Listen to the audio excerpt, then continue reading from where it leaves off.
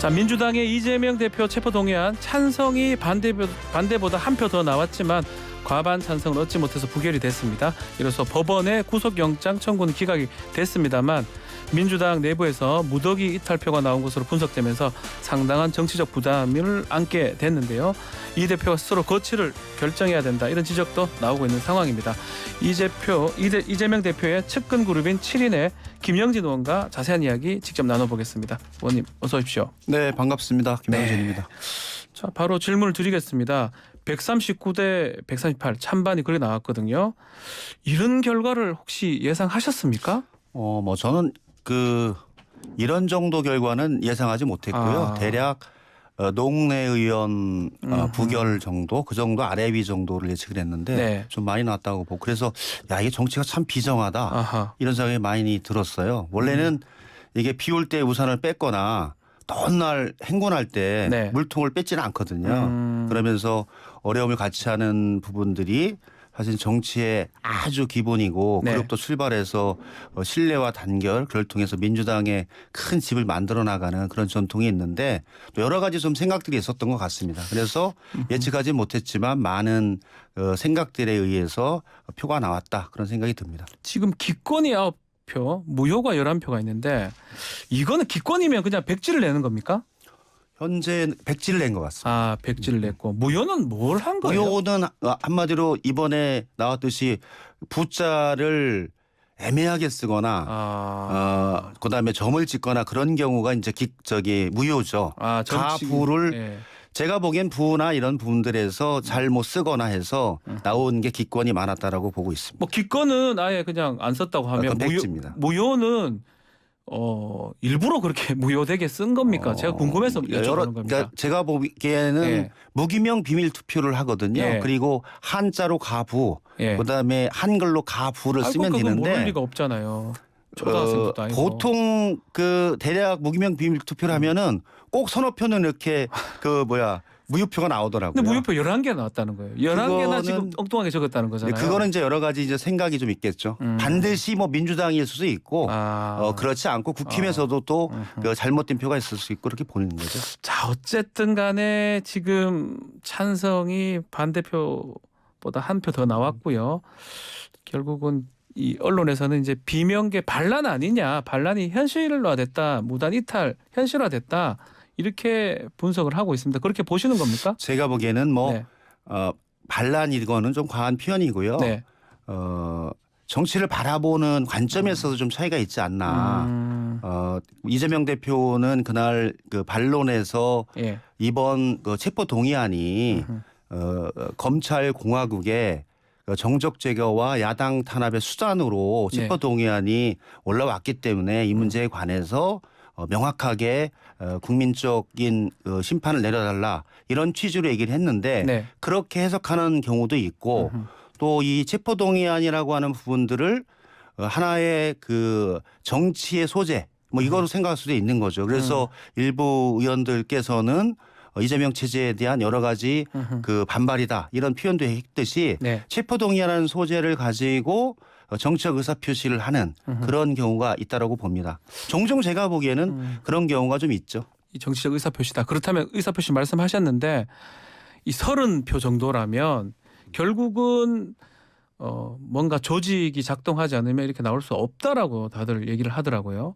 그런 부분 어떻게 보십니까? 누가 이렇게 좀 전화해가지고 야, 가결로 좀 가자, 이렇게 얘기를 하지 않고서는 안 된다, 이런 얘기가 있던데요.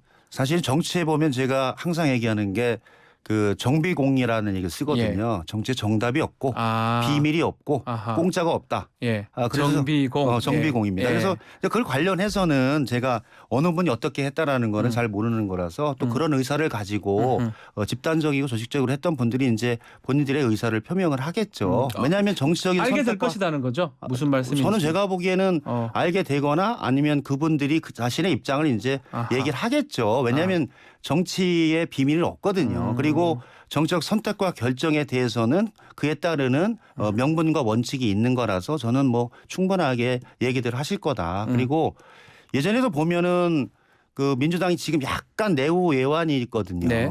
내후 한마디로 지금 침략을 해왔는데 우리가 주전파냐 주화파냐 이 논쟁이 좀 치열하게 있는 거예요. 네. 근데 주전파와 주화파가 항상 같을 수는 없거든요. 싸우자 하는 거하고 싸우지 말자라고 하는 이게 말씀하시는 거네요. 그런 경우가 있는 거죠. 이 대응의 방식을 검찰 윤석열 검찰 공화국의 대통령 선거 이후 정적 제거와 야당 탄압의 그 사안으로 볼 것이냐 아니면 한동훈 장관이 그 본회에서 그 읽었던 체포동의안의 내용에 타당하고 그에 따라서 나가는 게 필요하냐 요 차이가 좀 있는 거잖아요. 그 차이에 따라서 정치적인 의사 표시를 했다고 보기 때문에 뭐 저는 여러 의견의 차이가 있을 수 있고 또 그것을 잘 녹여내서 당원과 국민들 속에서 검증받고 또 새로운 길을 만들어 나가는 게 민주당의 길이다. 그렇게 보고 있습니다. 그러면 이렇게 예를 들어서 가결을 하면 지금 의원님 말씀대로라면 앞으로 정치적 의사표시를 해서 나는 이렇게 생각한다. 국회의원으로서. 그래서 체포동의안 가결했다라는 걸 알게 된다고 지금 말씀하셨는데 끝까지 속이는 경우도 있을 수 있을까요? 아니 뭐 무기명 비밀 투표이기 때문에 예. 거기까지 저희들이 그 불체포 특권과 그 헌법상의 그 무기명 비밀 투표를 보장하고 있어서 네. 또 반드시 또 민주당만 다 저기 가결을 했다. 또 그렇게 보기 어렵다. 보기 어렵죠. 그리고 그 국힘이 다 다 가결했다. 그렇게 보기 어렵거든요. 표결 전에 민주당의 어느 의원이 얘기했듯이 아마 여기에 국힘의 암수도 있을 수 있다라고 얘기했듯이 전 국회의원들의 표결에 대해서 무기명 비밀 투표에 대해서 하나하나 다 확인하고 이런 과정은 제가 적절하지는 않을 것 같아요. 저는 그분들이 또 저기 의견이 있으면 적절한 시기에 의사를 표시하겠죠.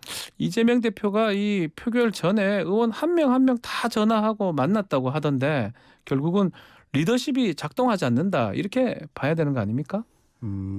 실제로 보면 이제 이재명 대표는 민주당의 주류는 아니었잖아요. 한마디로 그 대통령 선거 이후에 당 대표가 됐고 그 뿌리의 깊이와 넓이가 넓진 않은 상황이고.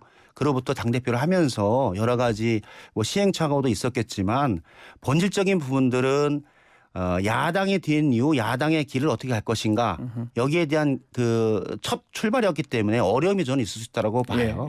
그래서 그 문제에 대한 평가들의 차이가 있는데 뭐 그것 때문에 이재명 체제에 대해서 여러 가지 말씀을 하시는 분들도 있는데 서로 좀 더 대화가 좀 필요하고 소통이 필요하다 그런 생각이 많이 듭니다.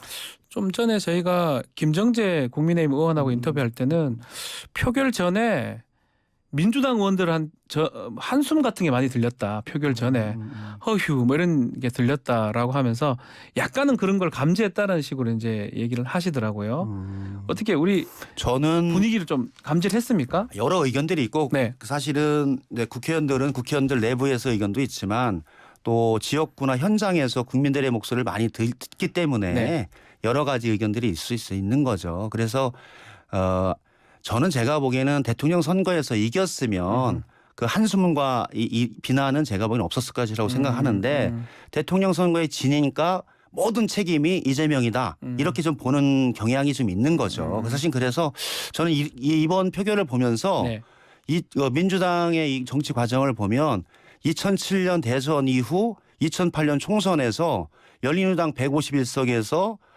대통합 민주신당으로 해서 2008년에 83석으로 떨어졌거든요. 그렇죠. 폭락하고 그 이후 2009년에 노무현 대통령이 그 이명박 정권의 그 중수부의 그 검찰 중수부의 정말 말 같지도 않은 조사에 의해서 비명에 가신 그런 역사가 좀 생각나더라고요. 지금은 이재명이지만 다음의 타켓은 문재인이다.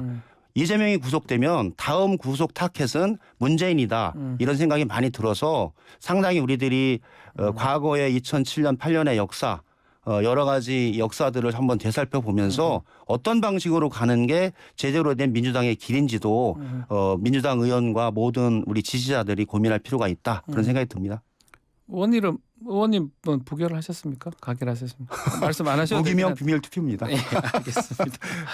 자, 혹시 그 비명계 의원들 그 기자인 불안의 기자인은 혹시 공천 문제도 연관성이 있는 겁니까?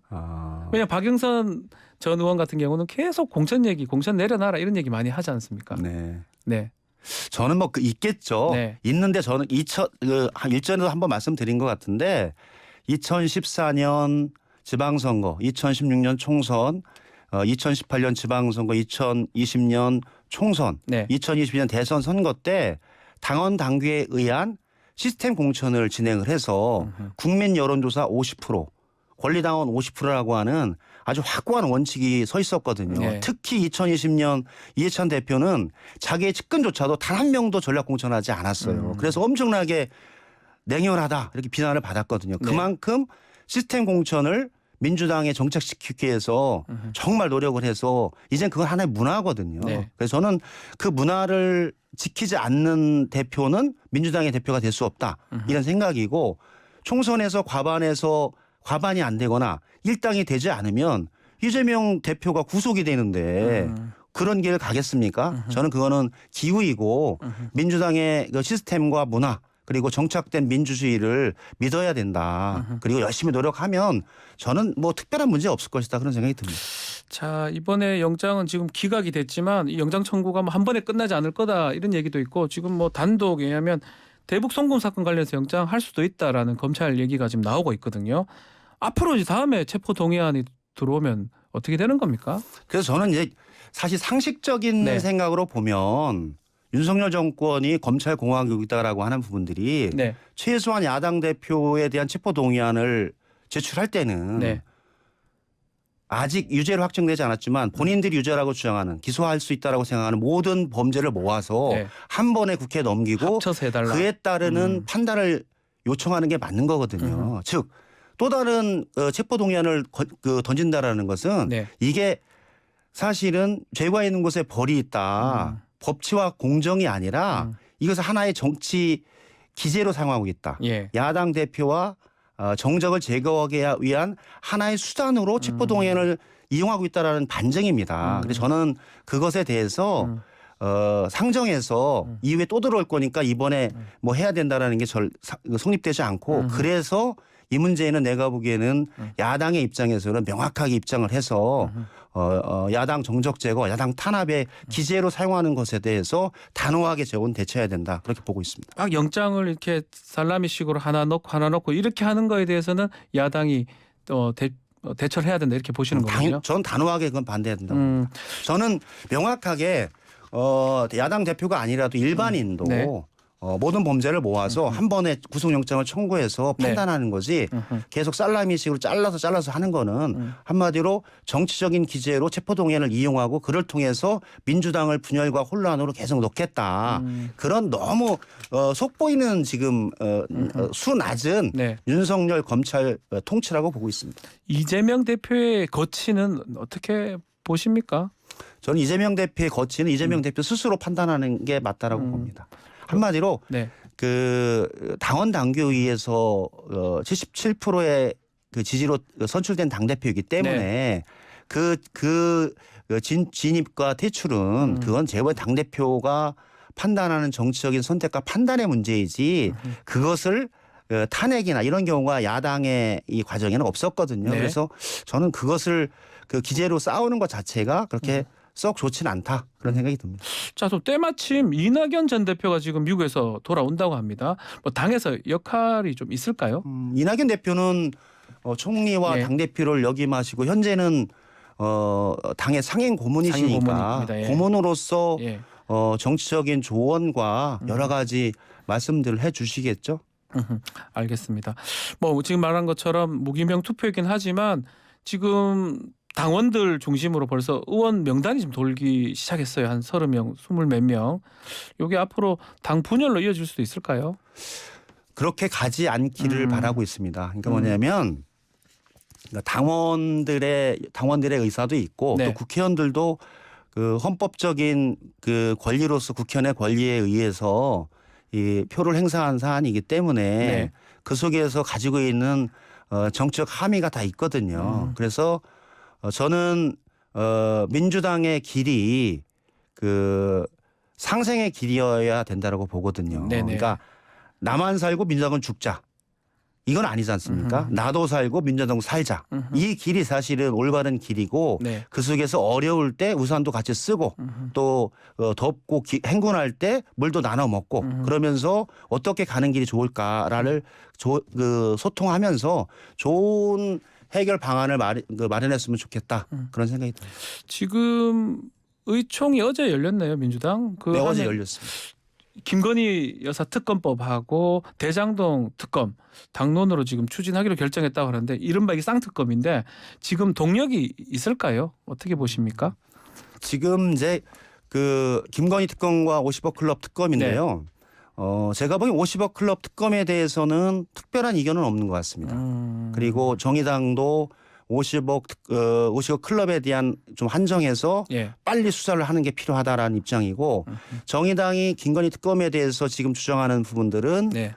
수사를 빨리 해라. 그 이후에 판단하자는 입장이거든요. 그래서 근데 지금 이제 김건희 특검의 핵심은 도이치모터스 관련한 그 이 사건 수사에 있어서 증거가 차고 넘침에도 불구하고 단 한 번도 소환 조사를 하지 않는 검찰의 불공정하고 편파적인 수사에 대해서 네. 더 이상 한동훈 검찰을 못 믿겠다. 그것을 좀 독립적인 특검에서 진행하자라고 하는 의견들이 상당히 꽤 높은 국민적인 50% 이상 넘기 때문에 그 주장을 하고 있는 거라서 네. 민주당 내에서 조금 더 수기하고 또 야당 전체와 정의당을 비롯한 야당과도 동의를 하면서 그 과정을 밟아 나가면 될 것 같습니다. 그 박지원 전 비대위원장 북콘서트 가셨던데요. 네네. 지금 보면 청원 출당 청원이 지금 5만 명이 넘었다고 하는데 그 부분은 어떻게 보십니까? 제가 이제 박지원 비대위원장 출판기념회에 가서 했던 말이 누구나 정치인은 누구나 공과가 있다. 공과를 보듬고 새로운 미래를 나갔으면 좋겠다. 네. 그렇게 그 말씀을 드렸거든요. 저는 그 입장에 지금 변함이 없고 5만 명 청원에 대해서는 당원 당규에 있는 절차대로 심사숙고해서 판단하고 또 박지원 전 비대위원장도 고민하고 당에서 그걸 심사하는 분들도 여러 가지 상황을 종합적으로 판단해서 잘 좋은 길을 냈으면 좋겠어요. 알겠습니다. 마무리하는 걸로 지금 한노위 간사를 맡고 있으니까 노란봉투법 지금 법사위로 간 것 같긴 한데 네. 앞으로 어떻게 됩니까? 본회의 직회부한다 이런 얘기도 있기도 하고요. 현재는 이제 그 환노위에서 사실은 공청회 1번, 법안 소위 4번, 네. 그다음에 토론회 서너 번씩 해서 상당히 긴 과정을 통해서 노조법 2, 3조를 그 통과시킨 거라서 한마디로 진짜 사장하고 교섭을 해라. 그다음에 산업 현장의 평화를 만들어라. 그리고 건강한 노소관계를 만들어라. 그래서 진짜 사장 교섭법, 산업평화 보장법, 네. 그다음에 그 진정한 노사의 평화를 만들자 이런 취지로 만든 노조법이기 때문에 네. 법사에서 저는 국회법 절차대로 제대로 논의하는 게 필요하고 법사에서? 그 절차를 기대합니다. 예. 그리고 그것이 되지 않았다라는 건 아직 시간이 60일이 안 됐기 때문에 예. 계속 이것을 제가 보기에는 국회법이 정한 절차를 무시하는 것은 국민의힘과 윤석열 정부에게 그 국민의 뜻을 계속 거부한다라고 하는 징표이기 때문에 썩 좋지 않아서 합리적으로 논의를 기대하고요. 그 다음엔 그 이유를 보겠습니다. 법사위에서 통과되기를 바란다 이 말씀이네요. 알겠습니다. 자, 오늘 말씀 여기까지 듣겠습니다. 감사합니다. 네, 고맙습니다. 김영진 더불어민주당 의원과 함께했습니다.